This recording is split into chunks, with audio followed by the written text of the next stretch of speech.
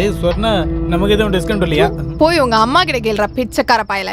இருட்டுனா வந்துருவானுங்க நாய் மாதிரி கையில காசு இல்லாம. டிஸ்கவுண்ட் தரதுக்கு நான் என்ன தோணி கடையா நடத்திட்டு இருக்கேன்?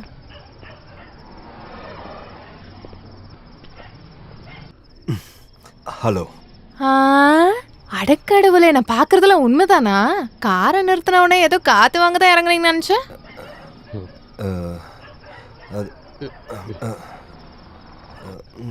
எதுவும் இல்லை, 1000 ரூபா தரேன்.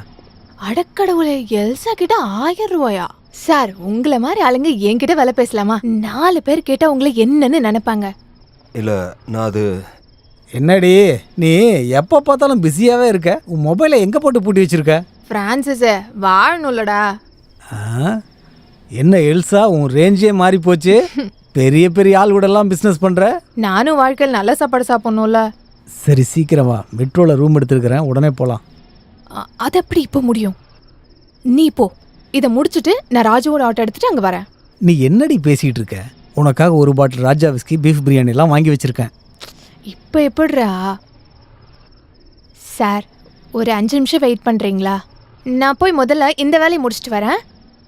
அப்புறம் இங்கே நிறைய பேர் இந்த மாதிரி தெரிவாளிங்க, அங்கெல்லாம் போயிடாதீங்க. மற்ற எல்லாருக்கும் ஹெய்ட்ஸு. அப்புறம் எல்லாம் முடியாது. நான் 1500 ரூபா தரேன். என்ன சார், நீங்கள் பொண்ணுங்களே பார்த்தது இல்லையா? நீங்கள் வேற எங்கேயாச்சும் போங்க சார். முடியாது. அப்படியே சார், வேறு ஏதாச்சும் வேணும்னா 750 ரூபா கொடுங்க போதும், அதுக்கப்புறம் நான் பார்த்துக்கிறேன். எனக்குன்னே நீங்கள்லாம் வருவீங்களா? வேற எங்கேயாச்சும் போய் பார்க்க வேண்டியது தானே, ஏன் பொழப்பில் போய் மண்ணா போடுறீங்களே? டேய் ஃப்ரான்சிஸ், நீ போய் இந்த ஹோட்டலில் இரு, நான் போய் முதல்ல சாரை முடிச்சுட்டு வந்துடுறேன். ஏய், ரொம்ப நாள் கழிச்சு ஒரு நல்ல பிஸ்னஸ் வந்திருக்கு. நீ ஹோட்டலுக்கு போ. உனக்கு இன்னைக்கு எதுவும் நடக்காது. 1500 ரூபாய் எடுத்துக்கிட்டு வந்துட்டான். காரை விட்டுட்டு ஆட்டோல போலாமா சார்? நம்மால ஒருத்தர் இருக்காரு. வேண்டாம்.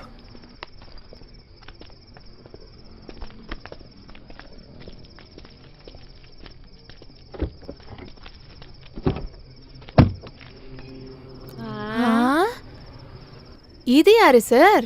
கூட்டுக்கு இன்னொருத்தியா? இவ என் மனைவி. இப்ப இருக்கிற எல்லாரும் இப்படித்தான் இருக்காங்க. போன மாசம் முன்னாடி இப்படித்தான் ஒருத்தர் புருஷன் பொண்டாட்டி ஃப்ரெண்ட்ஸ் எல்லாம் கூட்டிட்டு வந்தாரு. 2000 ரூபாய் தான் கொடுத்தானுங்க. இவரு உங்களோட ஃப்ரெண்டா? இங்க பாருங்க, இவருக்கும் எனக்கும் ஒரு சின்ன பெட்டு.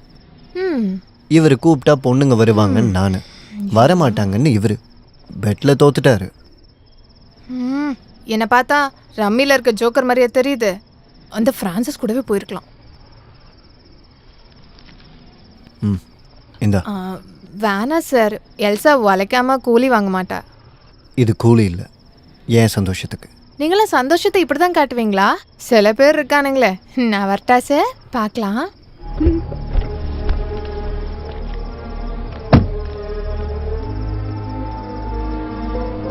எதுக்காக என்ன வச்சு இந்த சீப் கேம்? கார்ல ஏறினதுக்கு அப்புறம் நீ கேட்ட எந்த கேள்விக்கு நான் கரெக்டா பதில் சொல்லியிருக்கேன்?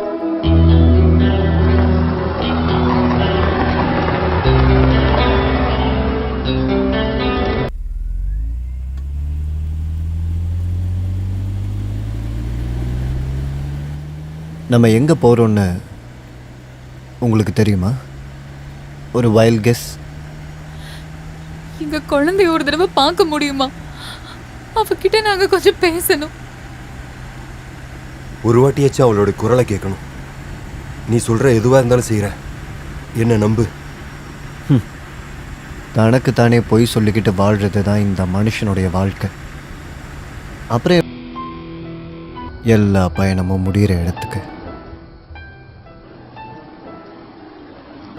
நீ இங்கே இரு பார்வதி, ரவி நீ இறங்கு.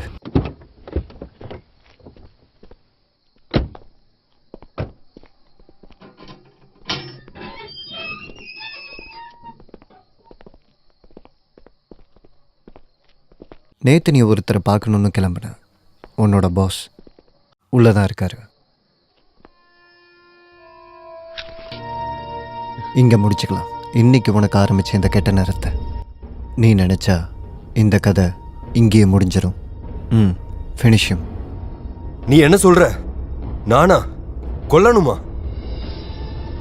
கொல்றதுக்கு நீ பயப்படலாம், ஆனால் எனக்கு இல்லை. அம்முவும் பார்வதியும் உயிரோட இருக்கணும் இல்லையா? ஹே நோ. என்ன கொல்லணுமா? அம்முவுக்கு ஏதாச்சும் ஆகணும்னா நான் சொல்லி தான் நடக்கணும்னு இல்லை.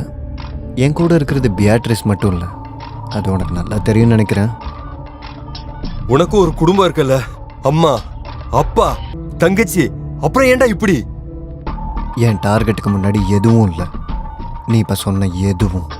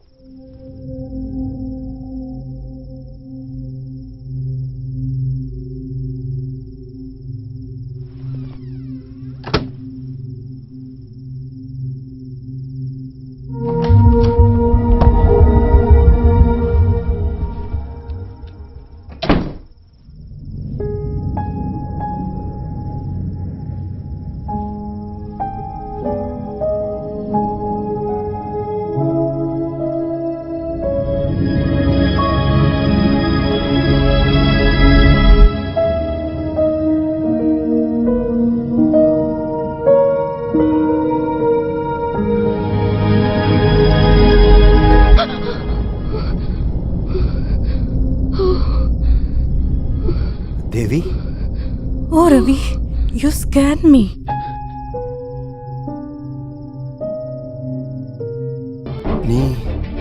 நீ எப்படி இங்க? ஓஹோ, அப்படியா? இது இது என்னோட வீடு.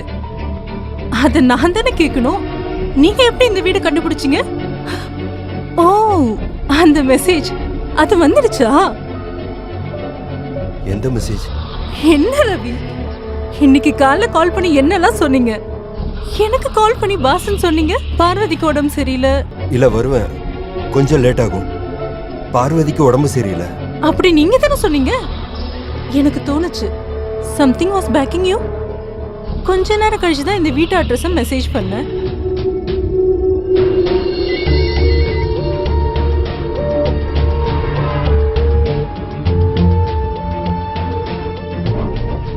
அதுக்கப்புறம் நான் எவ்வளவு வாட்டி கால் பண்ணேன், நோ ரெஸ்பான்ஸ். என் கையில போன் இல்ல. நான் இன்னைக்கு நீங்க வரமாட்டீங்கன்னு நினைச்சேன். அப்புறம் பார்வதிக்கு கொடுத்த மாதிரி எனக்கும் சர்ப்ரைஸ் இருக்கா? அதுதானே பிளான்? என்ன இவ்ளோ நர்வஸா இருக்கீங்க? இது ஏன் வீடுன்றதாலயா? எல்லாருக்கும் பயந்து இவ்வளோ நாளா நம்ம லிஃப்ட்ல ஒளிஞ்சுக்கிட்டு ஆஃபீஸ் ரெஸ்ட் ரூம்ல என்னென்னமோலாம் பண்ணியிருக்கோம். இன்னைக்கு இந்த வீடு நமக்கு மட்டும்தான். இப்படி ஒரு நாள் எதிர்பார்த்து தானே பார்வதி கிட்ட இவ்வளோ நாளும் போய் சொன்னீங்க. எனக்கு நம்ம வேண்டாம். வாட்? எனக்கு தெரியும் நீங்க ஏன் மூட் அவுட் ஆகுறீங்கன்னு. இவ்வளோ நேரம் டிரைவிங், ஒவ்வொரு முறையும் பார்வதிக்கு துரோகம் பண்றன்ற குற்ற உணர்ச்சி.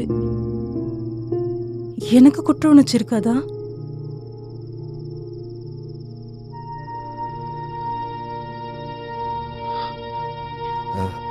தேவி,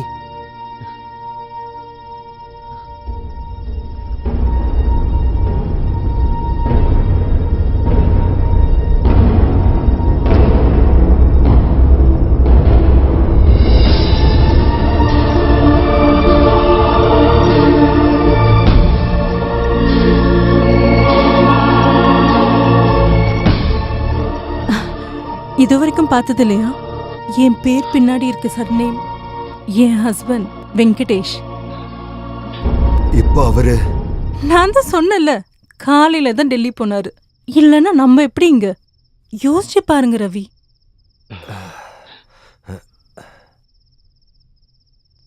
நம்மளை பத்தி உன் புருஷனுக்கு தெரிஞ்சா? ஏன் இப்போ இப்படி கேக்குறீங்க?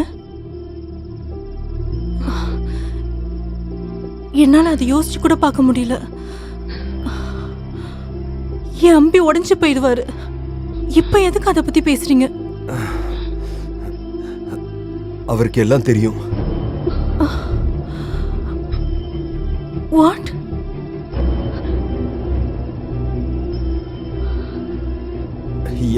என் குழந்தை அவர்கிட்ட இருக்கு. அவரு கொன்னுடுவாரு.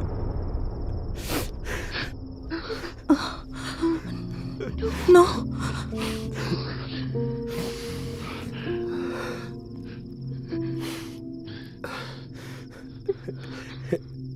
எனக்கு என் குழந்தையை காப்பாற்றணும். வேற வழி இல்ல தேவி. நம்ம செஞ்ச பாவத்துக்கு நாம தண்டனை அனுபவிக்கணும் தேவி. அதுதான் அவருக்கு வேணும். அதுக்கு எதுவும் தெரியாத என் குழந்தைய பலி கொடுக்க முடியாது.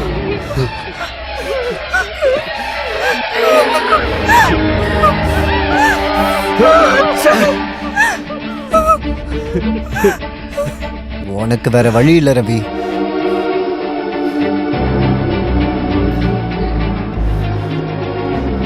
முடியல, என்னால முடியல. Come on, do it. என்னால எப்படி கொல்ல முடியும்? ஆனா என்னால முடியும். ஒரு சாவு நிச்சயமா நடக்கும். எதுவும் தெரியாத 6 வயசு குழந்தை சாகிறத விட இவ சாகிறது மேல்.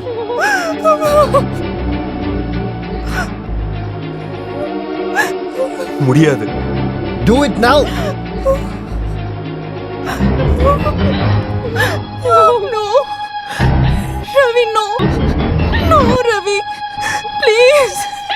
Please, Ravi. I'm sorry, Devi.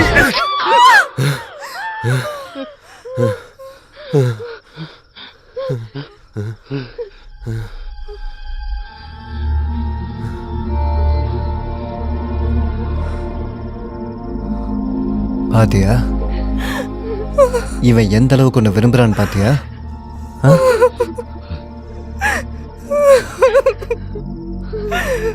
நான் சொல்றதுக்கு நிறைய காரணங்கள் இருக்கு தேவி. தினமும் லேட்டா வர உன் புருஷன் கை கட்டுற தூரத்துல இருந்தாலும் அந்த ராத்திரியில நான் நிறைய எதிர்பார்ப்பேன். என்னோட வேலை, லேக் ஆஃப் கேர், இப்படி நிறைய ரீசன்ஸ். சாதாரணமா நடக்கிற அரேஞ்ச் மேரேஜ். எந்த பொண்ணா இருந்தாலும் நிறைய நியாயங்கள் பேசலாம். உண்மைதான். நிறைய நேரங்கள் ஆஃபீஸில் ஒன்றா இருப்பீங்க, மனசு விட்டு பேசிப்பீங்க. அங்கே நடக்கிற பிரச்சனை எல்லாத்துக்கும் உன்னை பாதுகாத்து வழி நடத்தி கொண்டு போகிற ஒரு நண்பன், எப்பவும் மனசுக்குள்ள இருந்து வர பாசம், அதெல்லாம் எனக்கு புரியும். ஆனா இது பாசம் இல்லையே. அந்த கன்னோட ட்ரிகரை நீ அழுத்த மாட்டேன்னு ஒரு நிமிஷம் நான் ஆசைப்பட்டேன். ஆனா நீ அதை செஞ்சிட்ட. இதுக்கு பேரு பாசமாடா? உடம்பு உரசும் போது இருக்கிற சூடு தானே உனக்கு வேணும். அந்த பேசிக்கிட்ட நீ விலை பேசும்போது இவளை நான் யோசிச்சு பார்த்தேன். ஒருவேளை சாப்பாட்டுக்காக சொந்த உடம்ப விற்கிற அவளுக்கு முன்னாடி இவ ரொம்ப கேவலமானவன் தெரிஞ்சுக்கிட்டேன். அவளுக்கு பேர் வேசி. அப்ப உனக்கு தேவி, இந்த உடம்புக்கு விலை பேசின உனக்கு அந்த ஹோட்டல் ரூம்ல உன் முன்னாடி உன் பொண்டாட்டி உடம்ப நான் தொட்டப்போ உன் முகம் மாறி போச்சுல்ல, அந்த வலி உனக்கு ஞாபகம் இருக்கா? அப்ப நான் இங்க இல்லைன்னு தெரிஞ்ச உடனே என் பொண்டாட்டி கூட இருக்கணும்னு நினைச்ச உன் கூட ஒரு நாள் முழுக்க கூடவே சுத்தின எனக்கு எவ்வளோ வலிக்கும் நினைச்சு பாத்தியாடா நாயே?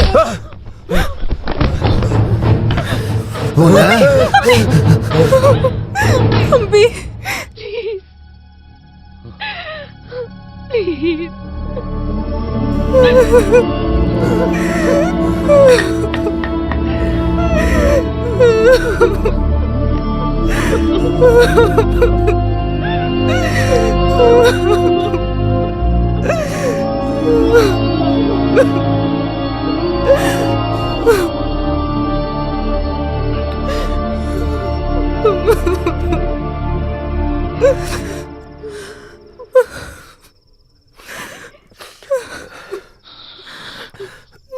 என்னோட பொண்ணு எங்க?